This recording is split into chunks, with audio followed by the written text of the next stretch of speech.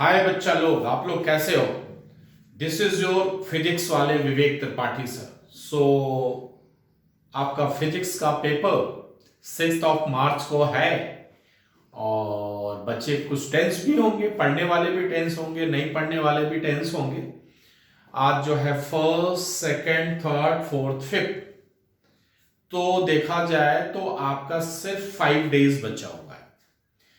Tripathi sir कुछ ऐसा करने वाले हैं कि इस 5 डेज में कुछ ऐसे ऐसे लेक्चर्स होंगे जो आप अगर कर लेते हो तो आप एक अच्छे मार्क्स मिल जाएंगे। अगर आपने अब तक नहीं पढ़ा है उनके लिए भी है और जो पढ़े हैं उनके लिए भी। क्यों? क्योंकि मैं सारे चैप्टर से, जो चैप्टर फर्स्ट से लेके चैप्टर 14 तक, चैप्टर फर्स्ट से लेके चैप्टर 14 तक जो जो इंपॉर्टेंट टॉपिक है उसको मैं कवर कराऊंगा और जो बोर्ड के पॉइंट ऑफ व्यू से इंपॉर्टेंट है वो भी कवर कराऊंगा। जैसे इलेक्ट्रोस्टैटिक चैप्टर से आपको पता है, क्या पता है? Conservation of charge, quantisation of charge, most important. Then उसके बाद से आपको पता है कूलम्स लॉ। कूलम्स लॉ भी इंपॉर्टेंट है and Coulomb's law in vector form भी इंपॉर्टेंट है। उससे न्यूमेरिकल्स भी आते हैं, बहुत इजी आते हैं, मैं कराऊंगा। देन उसके बाद से इलेक्ट्रिक फील्ड इंटेंसिटी आपको निकालना है। अगर कोई आपका इलेक्ट्रिक डाइपोल है तो उस इलेक्ट्रिक डाइपोल के कारण अगर कोई पॉइंट उसके एक्सियल पॉइंट पे रखा है तो उस पॉइंट के कारण आपको जो है कि इलेक्ट्रिक फील्ड इंटेंसिटी निकालना है, जो कि E = 2p/r³ आता है। K.2p/r³। P क्या है? Electric dipole moment. इसी तरीके से आपको electric field intensity due to an equatorial point भी निकालना है, जो कि हाफ आता है, मींस Kp/r³। तो ये डेरिवेशन बहुत इंपॉर्टेंट है, इस पर न्यूमेरिकल्स भी बहुत इंपॉर्टेंट है। फिर इसके बाद से Gauss law, then applications of Gauss law. ठीक है, तो कहने का मतलब क्या है कि ये सारा बहुत ही इंपॉर्टेंट टॉपिक है। न्यूमेरिकल्स भी आते हैं एंड देन इससे थ्योरी भी आते हैं। तो ये जो मैंने बताया Gauss law and then applications of Gauss law, तो फर्स्ट चैप्टर से आप इतना कर लोगे आ जाएगा और ये मैं करा दूंगा इस 5 दिनों में, मैं ये सारा कुछ आपको करा। देन जब आप सेकेंड चैप्टर्स में आते हो तो सेकेंड चैप्टर में जो मोस्ट इंपॉर्टेंट टॉपिक्स है वो क्या है पता है आपको? Electric potential. भाई पोटेंशियल क्या होता है, देन पोटेंशियल डिफरेंस क्या होता है, देन आपका जो है कि लाइक ये है इक्विपोटेंशियल सरफेस क्या है, हमेशा से ही आता है। देखिए चैप्टर फर्स्ट में एक टॉपिक मैंने छोड़ दिया, properties of electric field lines, वो भी बहुत इंपॉर्टेंट है कि आप इलेक्ट्रिक फील्ड लाइंस की सारी प्रॉपर्टीज आप पढ़ लो। जैसे why two electric field lines can not intersect each other, ठीक है ना। तो ये सारी चीजें आपको देख लेना है। तो सेकंड चैप्टर्स में मैं आपको बता रहा था कि potential, concept of potential, then equipotential surface क्या होता है, देन आपको जो है कि parallel plate capacitors, then combination of capacitors in series and parallel और उससे रिलेटेड न्यूमेरिकल्स बहुत ही इजी, और मैं आपको कराऊंगा सारे इतने इजी कि आपको के ये तो मैं छोड़ दे रहा था, तो ये करना है। Then parallel plate capacitors, parallel plate capacitors में मींस कैपेसिटेंस का डेरिवेशंस। देन अगर आप उसके बीच में डाई इलेक्ट्रिक स्लैब प्लेस कर देते हो तो क्या डेरिवेशंस होगा, ये एंड इसके बेस पे न्यूमेरिकल्स। ये सेकंड चैप्टर से इंपॉर्टेंट टॉपिक्स है जो आएगा ही। अगर मैं थर्ड चैप्टर्स की बात करूं कि इलेक्ट्रिसिटी, तो इलेक्ट्रिसिटी तो बहुत ही फेवरेट मींस चैप्टर है बोर्ड का। तो इससे क्या आएगा, इससे आपको पता है कि न्यूमेरिकल फिक्स है। अब जो किरचॉफ्स लॉ है, किरचॉफ्स लॉ पे जो है कि KCL and KVL, Kirchhoff's current law and Kirchhoff's voltage law, तो इसके बेसिस पे जो है न्यूमेरिकल मोस्ट इंपॉर्टेंट है। आपको प्रैक्टिस भी करने हैं, टफ भी न्यूमेरिकल्स हैं, इजी भी हैं। मैं एक ऐसा तरीका बताऊंगा जिसको आप फॉलो करके आपके न्यूमेरिकल्स कभी गलत ही नहीं होंगे केसीएल और केवीएल पे। मोस्टली लोग केवीएल्स पे बताते हैं, सेम न्यूमेरिकल्स मैं केसीएल से लगा के बताऊंगा, इजी, 1 से 2 लाइन में सॉल्यूशन सॉल्व। तो जो इलेक्ट्रिसिटी चैप्टर्स है, इलेक्ट्रिसिटी चैप्टर्स में आपका जो डेरिवेशन है, drift velocity relation between I equal to NeAVD, ठीक है, ये डेरिवेशंस आप देख लीजिएगा, ठीक है। ड्रिफ्ट वेलोसिटी, कंडक्टेंस, इन सब के बीच में जो रिलेशंस है, जो आपका जो है कि पहला है डेरिवेशंस है, कंडक्टेंस, कंडक्टिविटी, ड्रिफ्ट वेलोसिटी, ये सारा सबके बीच में जो रिलेशंस है, इसका डेरिवेशंस आपको देखना है। देन आपको जो है कि इसमें जो है व्हीटस्टोन ब्रिज आप देख लीजिएगा, Wheatstone bridge is very important. Then potentiometer जो है, जिसमें पोटेंशियोमीटर में मीटर ब्रिज है, ये आप देख लीजिएगा। वैसे आपको व्हीटस्टोन ब्रिज ही देखना है, ठीक है। फिर इसमें जो है किरचॉफ्स लॉ मैंने आपको बता दिया, किरचॉफ्स लॉ में फिर आपको केसीएल केवीएल, इस पे न्यूमेरिकल्स आपको देखना। तो ये सारी चीजें आपका इंपॉर्टेंट है, आपको देखना है। तो मैं आपको न्यूमेरिकल्स पार्ट, देखिए एक्चुअली क्या है, कुछ बच्चे छोड़ देते हैं, जैसे न्यूमेरिकल्स नहीं करते हैं, तो कुछ कुछ चैप्टर से न्यूमेरिकल, अब जैसे सेमीकंडक्टर डिवाइसेस, अब सेमीकंडक्टर डिवाइसेस इतना आसान चैप्टर है, लेकिन मोस्टली लोग छोड़ देते हैं, टीचर भी छोड़ देते हैं एंड स्टूडेंट भी छोड़ देते हैं। इसमें पढ़ना क्या है, सेमीकंडक्टर डिवाइसेस में तो इतना आसान है, मैक्सिमम मार्क्स लेना है। क्या क्या है भाई, सेमीकंडक्टर होता क्या है, ये पढ़ लीजिए भाई, सेमीकंडक्टर होता क्या है, क्योंकि अलग से एक सेमीकंडक्टर का चैप्टर है, तो सेमीकंडक्टर क्या होता है। देन सेमीकंडक्टर का इंपॉर्टेंस क्यों है, ये पढ़ लीजिएगा। देन जो है कि कंडक्टर, इंसुलेटर और सेमीकंडक्टर के बीच में डिफरेंस क्या है, on the basis of their forbidden gap, conduction band and valence band, ठीक है, ये आप पढ़ लीजिएगा।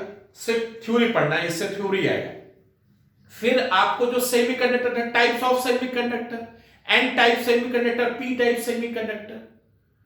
अब देखिए जो सेमीकंडक्टर है, सेमीकंडक्टर दो तरह के होते हैं, intrinsic semiconductor, extrinsic semiconductor. Intrinsic semiconductor को प्योर सेमीकंडक्टर बोलते हैं, एक्सट्रिंसिक सेमीकंडक्टर को इम्प्योर सेमीकंडक्टर बोलते हैं।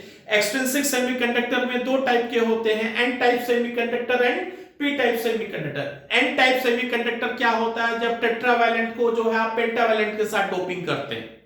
यहां पे मेजॉरिटी कैरियर्स क्या होता है, इलेक्ट्रॉन्स होता है, माइनॉरिटीज में होल्स होता है। जबकि पी टाइप में उल्टा होता है, आप क्या करते हो, टेट्रावैलेंट को जो है कि लाइक जो है कि ट्राइवैलेंट के साथ डोपिंग करते हो, समझ रहे हो। यहां पे मेजॉरिटी कैरियर्स आपको होल्स मिलता है, और माइनॉरिटी कैरियर्स आपको क्या मिलता है, इलेक्ट्रॉन्स मिलता है। तो कहने का मतलब क्या है कि आप यहां से ये टाइप्स ऑफ सेमीकंडक्टर देख लिए, फिर आपको देखना है कि पीएन जंक्शन क्या है। देन पीएन जंक्शन किस तरीके से बनता है, फिर आपको जो है कि PN junction as a diode, फिर उसकी फॉरवर्ड कैरेक्टरिस्टिक्स एंड देन उसकी reverse characteristics. Means PN junction forward कब होता है, जब P को बैटरी के पॉजिटिव टर्मिनल से एंड N को जो है बैटरी के निगेटिव टर्मिनल से आप कनेक्ट करते हो, तो वो फॉरवर्ड बायस हो जाता है।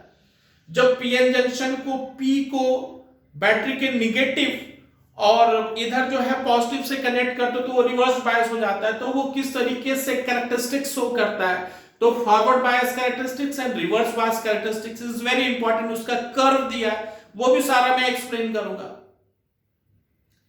फिर आपका जो है like PN junction diode as a rectifier. Rectifier क्या है, रेक्टिफायर एक ऐसी डिवाइस है कि अल्टरनेटिंग करंट को आप डायरेक्ट करंट में चेंज करते हैं।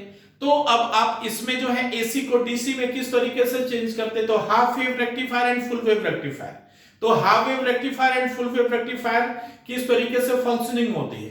तो बस यहीं तक पढ़ना है आपको, चैप्टर क्लोज। तो इसको मैं पूरा करा दूंगा आपको, सो डोंट वरी। तो एक्चुअली क्या है, कुछ कुछ ऐसे ऐसे टॉपिक्स हैं जो एकदम जो है टिप्स पे होने चाहिए और जो आएंगे ही आएंगे। तो चलिए आज जो है कि पूरे 1 से लेके 14 चैप्टर का सबसे जो टफेस्ट पार्ट है न्यूमेरिकल्स, केसीएल और केवीएल के बेसिस पे चलिए वो करते हैं।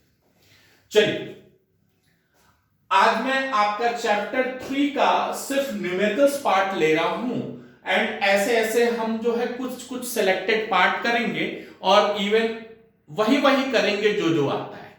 तो देखिए चैप्टर 3 इलेक्ट्रिसिटी का, अगर आप मेरे चैनल पे न्यू हैं, क्योंकि अभी मैंने जो है कि ये न्यू चैनल क्रिएट किया है क्योंकि मैं ऑनलाइन ही अभी नया आया हूं, so if you are new on my YouTube channel, so keep subscribe my channel and share it if you are love it my lecture, that's it. अगर आपको नहीं अच्छा लगता है तो मत कीजिए, इट्स ओके। सो देखिए फिजिक्स वाले Vivek Tripathi sir on YouTube channel है, आप इसको सब्सक्राइब कीजिए तो आपको जो है सारे लेक्चर्स मिल जाएंगे। ठीक है, हम पहले देखेंगे किरचॉफ्स लॉ। किरचॉफ्स लॉ में केसीएल एंड केवीएल दो लॉ हैं। केसीएल क्या होता है? Kirchhoff's current law, and KVL क्या होता है? Kirchhoff's voltage law. तो आपको पता है किरचॉफ्स करंट लॉ या केसीएल क्या बोलता है कि किसी भी जंक्शन पे net incoming current is equal to net outgoing current, या फिर सिंपली बोल सकते हो the algebraic sum of all the current, the algebraic sum of all the current meeting at a junction or node is called as zero. So simply बोल सकते हो incoming current is equal to outgoing current, that is summation of I is equal to zero.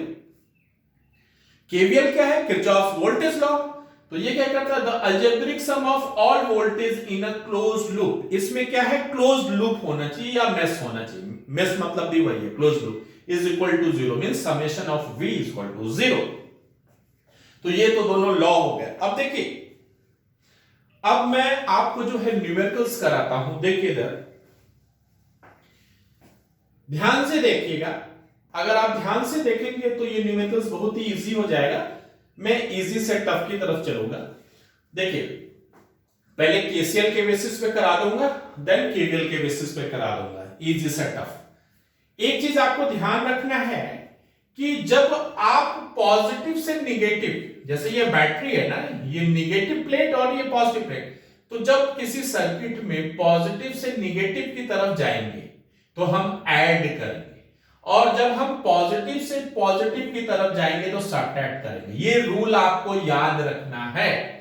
अगर ये rule याद हो गया तो फिर कोई गलती नहीं होगी। मींस पॉजिटिव से निगेटिव की तरफ जाएंगे तो ऐड करेंगे, एंड पॉजिटिव से पॉजिटिव की तरफ जाएंगे तो सब्ट्रैक्ट करेंगे। अब देखिए ये क्वेश्चन है, एक सर्किट दिया हुआ है, कह रहा है कि find the current across 3 ohm resistance, 4 ohm resistance and 6 ohm resistance in the given circuit. एक सर्किट दिया है, कह रहा है इस 3 ohm resistance, 4 ohm resistance and 6 ohm resistance के अक्रॉस आपको करंट निकालना। देखिए एक की पॉइंट्स है जो आपको नोट करना है कि जब आपको करंट निकालना हो, सर्किट में करंट नहीं दिया हो,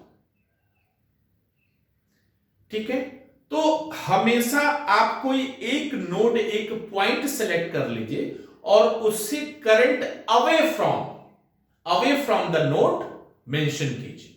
क्या कीजिए? Away from the node.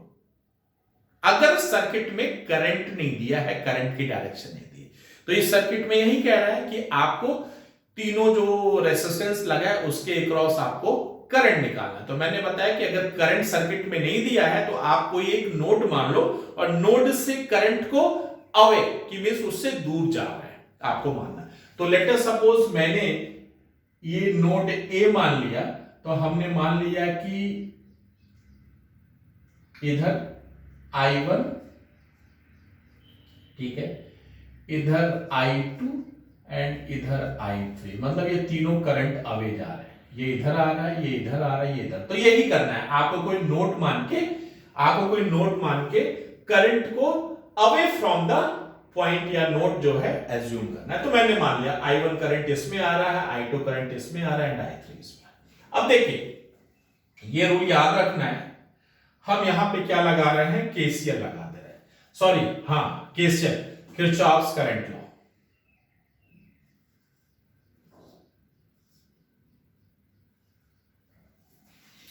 देखिए ये VA, ये कहां आ रहा है? पॉजिटिव की तरफ आ रहा है। किधर आ रहा है? पॉजिटिव की तरफ। तो जब कोई चीज पॉजिटिव की तरफ आता है, ये पॉजिटिव की तरफ आ रहा है, ये क्या है निगेटिव की, तो जब कोई चीज पॉजिटिव की तरफ आता है तो सबट्रैक्ट करते हैं। तो पहले तो आपको ये ध्यान रखना है कि फ्रॉम ओम्स लॉ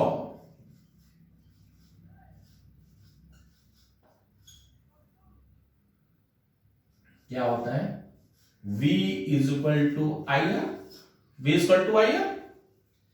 तो इट मींस जो करंट हो जाएगा वो क्या हो जाएगा, V by R is equal to I. I think इसमें तो कोई आपको प्रॉब्लम नहीं होगा कि वोल्टेज को जब रेसिस्टेंस से डिवाइड करते हैं तो आपको करंट मिलता है, ठीक है।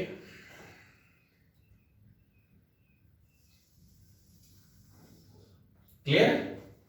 अब देखिए, हम अगर इस रेसिस्टेंस को कंसीडर करें, इसके क्रॉस जो करंट है I1, तो अगर हम देखें यहां से, अगर हम इक्वेशन बनाएं कि summation I is equal to 0, यही तो है ना कि भाई total current at a junction is 0। तो अगर एट पॉइंट ए या एट नोड ए,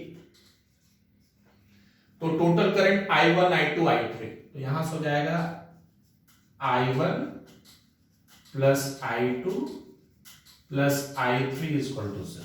मींस इस नोड से करंट I1 जा रही है, I2 जा रहा है, I3 जा रही है, तो अगर हम तीनों का सम कर दें तो इसका सम इस नोड पे क्या हो जाएगा, 0 है, क्योंकि यही जो है केसीएल लॉ है, किरचॉफ्स करंट लॉ है। अब देखिए I1 निकालना है, सिंपली आपको पता है जो I1 होगा that is V by R. यहां से जब आप वोल्टेज लेंगे यहां VA, तो इसके क्रॉस जो वोल्टेज डेवलप होगा VA माइनस 2। अब ये माइनस क्यों हुआ, क्योंकि हम पॉजिटिव की तरफ आ रहे हैं। तो जब हम पॉजिटिव की तरफ आते हैं, मींस पॉजिटिव प्लेट की तरफ आते हैं, तो सबट्रैक्ट करते हैं, ये नियम याद रखिए। तो VA माइनस 2 वोल्ट, ये वोल्टेज है, V बाई आर, आर क्या है इसके क्रॉस 3 प्लस I2। अब देखिए I2 ये है, तो हम इधर आ रहे हैं, निगेटिव की तरफ आ रहे हैं, तो जब हम निगेटिव प्लेट की तरफ आते हैं तो ऐड करते हैं, तो यहां क्या हो जाएगा, VA plus 1 volt divided by क्या रेसिस्टेंस है, 4 ओम, प्लस अगर तीसरे का देखें तो हम इधर क्या रहे हैं, पॉजिटिव की तरफ आ रहे हैं, तो जब हम पॉजिटिव की तरफ आते हैं तो सबट्रैक्ट करते हैं, तो VA minus 3, VA minus 3 upon कितना रेसिस्टेंस है, 6, ये हो जाएगा 0। यहां से आप VA निकाल सकते हो सिंपली, आया समझ में नहीं आया। अब देखिए यहां से आप जो है सिंपली जो है कि VA निकाल लो, तो आपको पता है इन तीनों का एलसीएम 4 3 6, इसको सॉल्व कर लो, क्या हो जाएगा, 6 4 3 6 4 3 6 4 3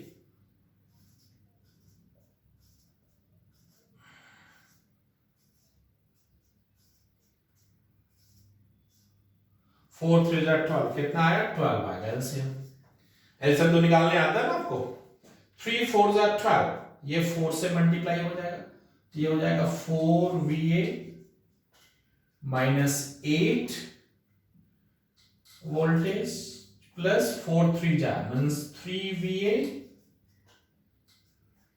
4 3 12,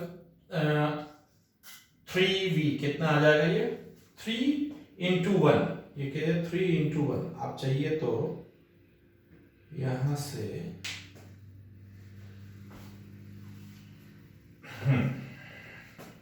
ये वोल्टेज हटाइए, यस, तो उससे क्या होगा ना कि आपको नंबर्स नहीं होंगे, तो आप प्रॉब्लम में नहीं आओगे। नंबर चाहो तो लिख भी सकते हो, बट इससे आपका न्यूमेरिकल्स इजी बनेगा। क्लियर, 6 2 12, तो ये हो जाएगा प्लस 2VA, 6 2 12 2 था, and 2 into 3 6 is equal to 0. Clear है? इसको रफ कर दो।